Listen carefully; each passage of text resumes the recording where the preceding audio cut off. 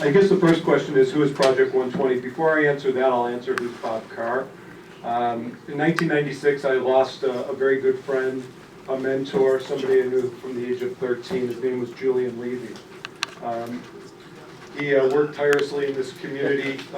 My wife's family, Levy's in the Picks, Gertrude Frank Pick, who's the Children's Center is named after. All of these things are important because people are asking who's coming from outside of the community and why don't they want us involved. That's absolutely not the case. I respect Michael Kelly and the Chicago Park District.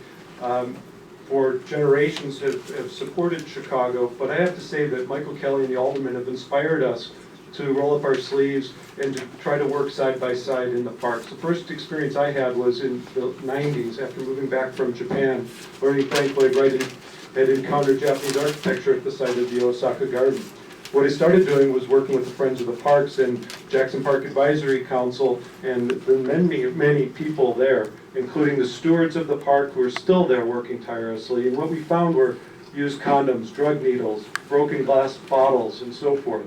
So these are important places. This is a history that if we don't remember, it's hard to move forward. And the only thing new here is the history that we don't know. So what we're trying to do is raise money to support the Chicago Park District's efforts and really look at this as an inclusive opportunity for all of us to work, volunteer together, and roll up our sleeves. We are not developers. We're not from outside of the community. The majority of the money that's coming is coming from people who live on Woodlawn Avenue and elsewhere in the Hyde Park area. So being transparent is our objective. As I've said to Juanita, the head of the Friends of the Parks, why not make this an opportunity for Chicago to bring out the best in all of the people in the diversity? And the only reason why that Yoko Ono is interested in this is because this is an opportunity for us to come together. And that's what it's all about. It's about peace.